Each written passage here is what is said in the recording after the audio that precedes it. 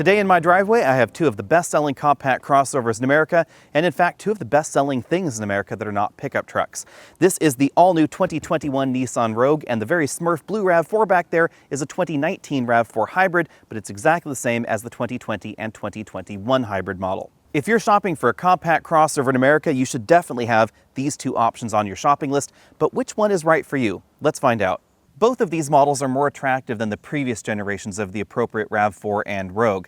Both of them have become a little bit boxier, a little bit squarer, and perhaps a little bit more truck-like as well. But if I had to pick a winner as far as front-end aesthetics goes, I would pick the Nissan Rogue. I like this look better than the one that we find in the RAV4. The RAV4 is going a little bit for a mini truck style, but I'm not the biggest fan of this divorced headlamp arrangement. This is the LED headlight. It is standard in the Nissan Rogue, and then up top we have turn signals and an accent strip. Down at the bottom of the bumper we have LED fog lights, and this particular model has both front and rear parking sensors. Moving over to my little Smurf, we have projector rather than reflector LED headlights, but the turn signal is an incandescent element right there in the middle. Also incandescent, and I thought this was strange when I first bought this RAV4, is that the fog lights are incandescent as well, rather than LEDs like the headlights. So when you have them both on, there definitely is a big color difference there. This RAV4 also has the optional front parking sensors and the radar sensors right there in the middle of the Toyota logo. In my opinion, this generation of the RAV4 is definitely much more attractive than the previous generation, but I wish that all RAV4 models got the more truck-like appearance that we find in the adventure grade. This particular front end has never been my preference. In terms of dimensions, the two vehicles are about the same width, but the Rogue is the longer option. It's a little bit more than 2 inches longer than the RAV4 at 183 inches long. One thing that surprised me with both the RAV4 and the Nissan Rogue, other way around, is that they both shrunk on the inside just a little bit. So legroom in the Rogue is down just a hair over the previous generation, and legroom in the RAV4 is actually notably down over the previous generation RAV. So one of the reasons you might want to get the Rogue over the Toyota is rear seat accommodation, especially if you plan on putting rear-facing child seats in your compact crossover. It's going to be a lot easier in the Nissan than it is in the Toyota, unless you're relatively short or you don't have a front passenger in the car. Both vehicles come with standard alloy wheels, but the tires on the Rogue are a little bit wider than I had expected. 235 width tires are standard on all models, rather than 225 width tires on most of the RAV4 lineup. Moving to the rear, both models have combination tail lamps, which means that the brake lights and the parking lights are LEDs, but the turn signal and the backup lights are incandescent. The Rogue has no visible exhaust tips as long as you're not crawling around underneath. All RAV4 models, on the other hand, including the hybrid, have dual exhaust tips, which I think is a classy touch. And they are, of course, real exhaust tips rather than some faux ones that are inserted on the rear bumper. Be sure and let me know what you think about the styling of the Rogue and the RAV4 down there in the comment section below. If I were shopping for one of these options simply on looks, I would probably get the Rogue over the RAV4, but I do think the RAV4 has a relatively attractive look. Both manufacturers have been very aggressive at deploying their latest driver assistance technologies across the lineup. However, they're going about this a little bit differently. The Nissan has standard forward collision warning, autonomous emergency braking, and pedestrian detection. Those are features that you will also find on the RAV4 standard. But instead of giving us adaptive cruise control and lane keeping like we find standard in the RAV4, on the Rogue, that's optional, and blind spot monitoring with rear cross traffic detection and rear autonomous emergency braking become standard. Those features are optional on the RAV4. Both of these models have all of the available features, and it's worth noting that you will find all of those available features in most of the mainline trims for both the RAV4 and the Rogue. If you're shopping for the lower end trim of the RAV4 or the Nissan Rogue, you'll have to choose which of these feature sets might be right for you. But if you're shopping for any of the upper end trims, or especially the bulk of this segment, the mid-level trims, then the feature set is likely going to be identical for the Rogues and the RAV4s on dealer lots. Under the hood, there's some similarities, but there are also some massive differences. Very clearly, this model is a hybrid, so to be fair, I'm not going to be talking about what's under this hood. Instead, I'll be talking about what's under the hood of the regular RAV4. It's a 2.5-liter four-cylinder engine producing 203 horsepower and 184 pound-feet of torque. Under the hood of the Rogue, we also have a 2.5-liter four-cylinder engine, but it produces 181 horsepower and 181 pound-feet of torque. So very similar torque figures, but a little less horsepower. An automatic transmission is standard on both models, but the transmission is quite different. This has a traditional 8-speed automatic transmission standard, that's the same one that you'll find in the Toyota Camry, whereas the Rogue comes standard with a CVT, pretty typical of Nissans in North America. The drivetrain lineup in the Rogue is pretty simple. There's just the one engine, the one transmission, and your choice of front-wheel drive or all-wheel drive. If you just front-wheel drive, like this model right here is, you'll get 30 miles per gallon combined according to the EPA. All-wheel drive drops that down to 29. On the RAV4, there are more options available because there are two different all-wheel drive systems if you get the non-hybrid version, and then of course there's the hybrid and then a plug-in hybrid as well for 2021. Most trims of the non-hybrid RAV4 will average 30 miles per gallon whether you choose all-wheel drive or front-wheel drive. Probably the big reason for that one difference between all-wheel drive models is the fact that we have wider tires on the Rogue than we find in the RAV4. That will likely account for that 1 mpg difference in all-wheel drive. Of course, if you want the most fuel-efficient model, that's going to be the hybrid RAV4. That's going to be 40 miles per gallon. The plug-in hybrid is a little bit lower. Something that I hadn't expected when I first took a look at the specifications for the Rogue is that this ends up being a little bit faster 0 to 60 than the non-hybrid RAV4. The most likely reason for that is the continuously variable automatic transmission. CVTs are more efficient, and even though we have a little bit less horsepower, we have basically the same torque rating between the two models. If you're interested in towing, you're probably going to want the RAV4. Most versions of the RAV4 are going to have about double the towing capacity that we find in the Nissan Rogue over here. This is rated for 1,350 pounds when properly equipped, and even the hybrid version of the RAV4 has a higher towing ability, 1,750 pounds for the regular hybrid, and it goes up if you get the plug-in hybrid. Nissan hasn't offered too many explanations why the Rogue's towing capacity is a little bit below the competition. Most likely it has to do with just the way the drivetrain is designed and the reality that not too many people are towing with their compact crossover. The range of motion for the driver's seat in these two vehicles is pretty similar. Both vehicles have a 2-position lumbar support, and the power driver's seat moves in the same manner.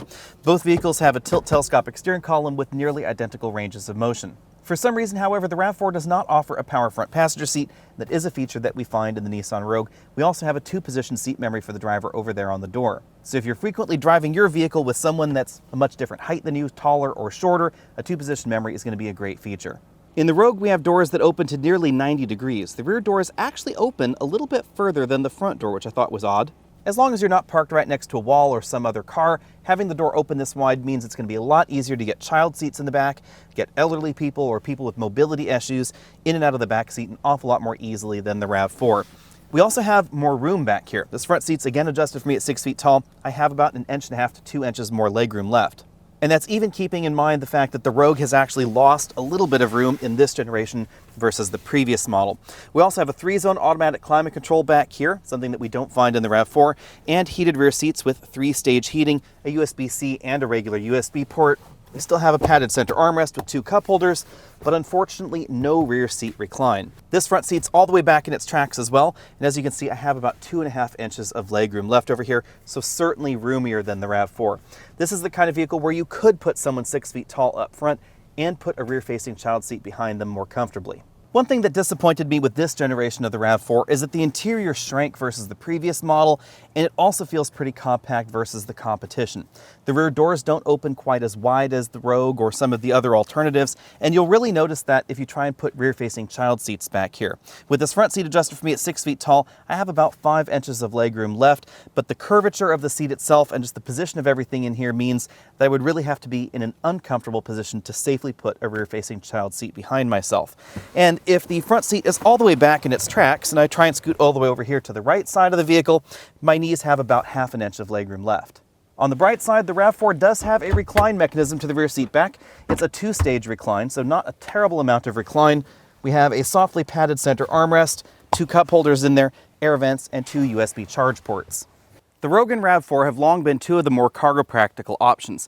Toyota puts their release for the hatch right there under the Toyota logo. I do find that a little bit more convenient than the one here on the Rogue, which is a little bit lower. But if we open up the hatches, we find shockingly similar capacities. 37.6 cubic feet over here in the RAV4, 39.3 over here in the Rogue.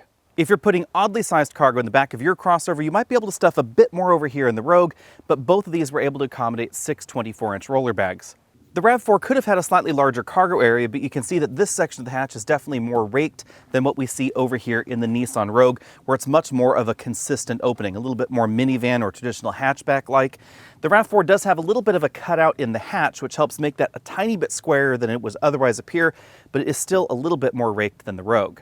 Under the load floor, both vehicles offer spare tires. The RAV4 comes with a donut spare tire in the US, but there is enough room to put a full-size spare tire if you wanted to do that aftermarket. This is an aftermarket full-size spare. If you didn't have this in the vehicle, then you could lower the load floor down about 2 inches to a lower height, but that's not compatible with the full size. The Rogue wins the cargo battle not just because this is a larger cargo area than the RAV4's, but also practicality. The Rogue's load floor is split into two sections, and you can lower them independently of one another like that, or you can completely remove them from the Rogue. This is not quite as practical as previous versions of the divide and hide cargo system where there was an upper tier to the shelves. That was really, really handy. We don't see that in this generation of the Rogue, but this is still a practical feature. You can also take them again completely out of the car if you want to. Going all the way down the rabbit hole, we find a compact spare tire, and Nissan puts the subwoofer right here in the middle of the spare tire. That means that we have a slightly wider cargo area back here than we find in the RAV4. If you wanted to put a full-size spare tire, you could do that in the Rogue, and you would be able to accommodate that just under the regular load floor height. Both vehicles offer 12-volt power ports in the rear, but only the Rogue has an extra handle so that way you can lower the rear seat backs from back here in the cargo area or from the rear seats themselves. Let's take a quick spin around the RAV4's interior. First, you can see this is a two-tone interior. We have sort of an off-white or cream section of the dashboard and then that charcoal upper section. There are a lot of storage nook and crannies going on here. You can see one right there between the glove box and that portion of the dashboard. In the center of the dashboard, we have your choice of either a 7-inch or an 8-inch touchscreen infotainment system. Both support smartphone integration, but neither of them supports wireless smartphone integration at the moment. We have two decently sized air vents there, the dual zone automatic climate control, the controls for the heated seats right there. You won't find ventilated seats in most versions of the RAV4, although they are available in the RAV4 Prime, which is a nice touch. This particular trim does not have a wireless charging mat. We have a pretty traditional console shifter, and then some drive mode selectors and controls for the hybrid system. This model has a pretty traditional instrument cluster with a small multifunction LCD right there in the middle. There's also a larger 7-inch LCD cluster available, but no full 12-inch cluster like we find in the Nissan Rogue. The steering wheel is a round leather-wrapped wheel in this particular trim, no paddle shifters on the back, although you do find those in the RAV4 Prime. You'll find the controls to that multifunction LCD as well as the radar adaptive cruise control on that steering wheel. On the inside of the Nissan, we definitely have a different design. This is the top-end trim, and that is sort of a mid-level trim RAV4, so keep that in mind. So in here we have a large panoramic moonroof. The rear seats feature window shades for the rear passengers. Up front, we have height-adjustable shoulder belts, just like we find in the RAV4, and two-way adjustable headrests. Front seat bolstering is pretty similar between these two vehicles. Both are not as aggressive as some of the sportier options that you might find out there. These seats are perforated, but they're not ventilated. That's something that I wish Nissan had done in this generation of the Rogue, but unfortunately we don't have that option. Over on the front door panels, we find a few more soft touch materials than we find in the RAV4, and also I think a slightly more premium design. This has a two-tone color scheme as well, but this is brown on the top and then charcoal in the middle. There's some ambient lighting strips around the cabin. This has the latest version of Nissan's new door switches and window switches. These definitely have a more premium feel than we saw in the Nissan in the past, and also more premium than in the RAV4. Over here on the dashboard, we have what appears to be open pore wood trim, but this is actually imitation wood trim. It's definitely believable until you actually touch it. It looks really, really good, but when you actually touch it, it's really, really smooth, and you wouldn't feel that particular texture with real open pore trim. We have some stitch sections of the dashboard, soft touch upper sections, and generally speaking, more soft touch material within reach of the driver and the front passenger. In the dashboard, we have an 8-inch or a 9-inch touchscreen LCD infotainment system and available wireless CarPlay. So comparatively, these screens are going to be 1 inch larger than the ones that we find in the RAV4. Below the LCD, we find some physical buttons. I love the fact that both the RAV4 and the Nissan Rogue give us physical buttons for some of these options rather than simply touch buttons only like we find, for instance, in the Toyota Venza. Below that, we have the controls for the tri-zone automatic climate control. There's a rear zone. There's a rear control right there, so the front passenger or driver can very easily control that third zone. You'll find the engine start-stop button down here in the center console. Personally, I think that's kind of an odd place. I kind of wish it was over there towards the steering wheel. 2 USB inputs, USB-C and a regular USB. The RAV4 does not currently have a USB-C port. This is a wireless charging mat up front. And then we have a joystick-style shifter here. The reason for the joystick-style shifter is that under this console, we have a very large storage area where you could very easily put purses or larger items right like that. We have the electric parking brake here, auto brake hold, the drive mode selector switch, and then some different textures going on here. This is a different material. It's sort of, I guess, brushed metal-ish looking. It's actually plastic, of course. And then we have some of that same fake wood trim right there under it. The center console between the driver and front passenger is softly padded and stitched. It opens to reveal a decently sized storage area there. This also has a more premium feel than the rubbery cover that we find in the RAV. The party piece in this interior is the full LCD instrument cluster. This is definitely a lot snazzier than what we see going on in the RAV4. It's not as configurable as some of the Volkswagen or Audi full LCDs, but the fact that you can compare this with an Audi LCD, I guess, really is saying something in this compact crossover segment. There are two basic layouts. You can change the meter view to one where The dials are kind of compressed over here on each side, and then we have a much larger section in the middle for things like the active safety readouts, the CarPlay information right there, turn-by-turn navigation directions, but it's worth noting, never a moving map display.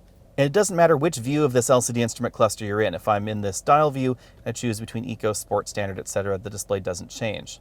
The steering wheel designs are somewhat similar, although Nissan gives us a partial flat bottom on their steering wheel to make getting in and out of the vehicle a little bit easier. We have sport grips up top, paddle shifters on the back in this particular trim. Generally speaking, a more premium look and feel in the Rogue than we find in the RAV4. I like the way these buttons are laid out a little bit more, and they have a slightly nicer feel, and I think a better attention to detail and just in terms of the design and the assembly in here. That's really something I noticed about this interior in general, is that it just feels like a slightly more premium place to spend your time versus what we find in the RAV4 at the moment. Again, remember that that's partially because this is a newer vehicle. This is 3 years newer, and the RAV4 came out as a 2019 model year in its current generation. So you would normally expect the brand new vehicle to have a slightly better interior. Another nice touch in this interior is that we do have a full color heads-up display, something that you won't find in most versions of the RAV4, although you can get in the RAV4 Prime. And now it's time to pick a winner, which honestly is hard for me because I like both the Rogue and the RAV4, but for different reasons. If I were choosing the non-hybrid model, then I would probably pick the Nissan Rogue, especially if I were looking at the top-end trims and I was interested in some of the extra gadgets that we find in this model. I do like the wireless Apple CarPlay, I like the bigger LCD infotainment screen, I also love the full LCD instrument cluster. The seats are more comfortable in the Rogue, you're likely to get a better deal on the Rogue at the dealer lot. Fuel economy is pretty similar in real-world driving between the non-hybrid RAV4 and the non-hybrid Rogue. And yes, I realize that there is no hybrid version of the Rogue at the moment, but that is kind of the problem. We do have a hybrid RAV4, and I think that there's a reason that the RAV4 hybrid is currently the best-selling hybrid in the United States.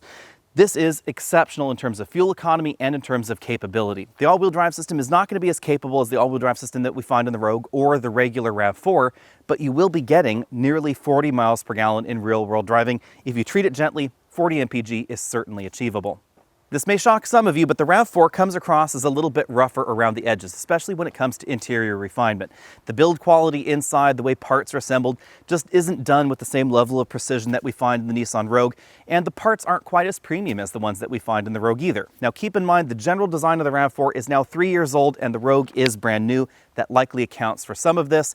But also, really, Nissan was laser focused on improving the driver and cabin experience in this generation of the Rogue, and it really shows that they pulled out all the stops for their most popular model. If I had kids in child seats, I would certainly get the Nissan Rogue as well, but if you don't have kids or your kids are not in rear-facing child seats anymore and you're interested in fuel economy, the RAV4 Hybrid would be at the top of my list, but I would buy the Rogue over the regular version of the RAV4. The tricky thing here, of course, is the hybrid RAV4, and it really should be no surprise that the RAV4 Hybrid sells so well in the United States. This is beating Toyota's sales expectations, and a little bit more than a quarter of all RAV4s going out the door are the hybrid model, because it's a no-compromises hybrid. The battery lives under the rear seats. We get more power than we find in the regular RAV4. We get all-wheel drive, which is almost as capable as a regular all-wheel drive system.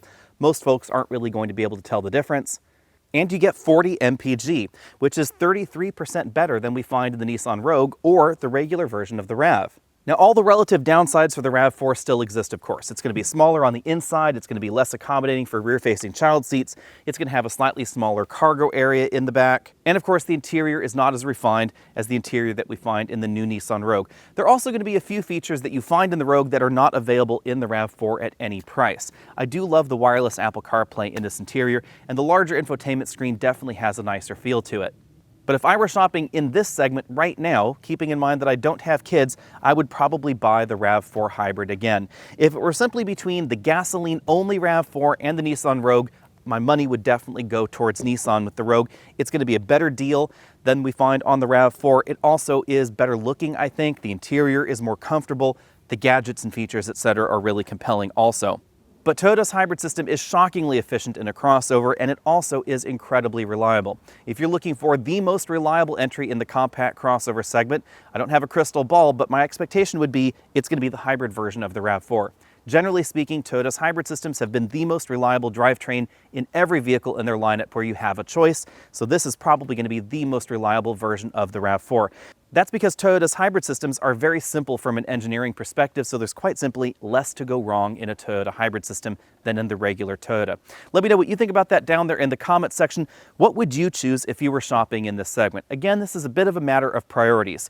If you have kids, especially kids in rear-facing child seats, you need the extra cargo area, you're more interested in the interior refinement, the exterior design, etc., and you really don't want a hybrid, or you can't use a hybrid because of the e-all-wheel drive system, and you really need more of a true mechanical all-wheel drive system, then I would certainly put the Nissan Rogue on your shopping list. If you're interested in reliability, high fuel economy, and you can live with the tighter interior and the sort of less nice interior, then I would get the RAV4 over here. Let me know what you think about all that. Find me over at Facebook, over at Instagram, Twitter, all those other social places, and I'll see all of you next week.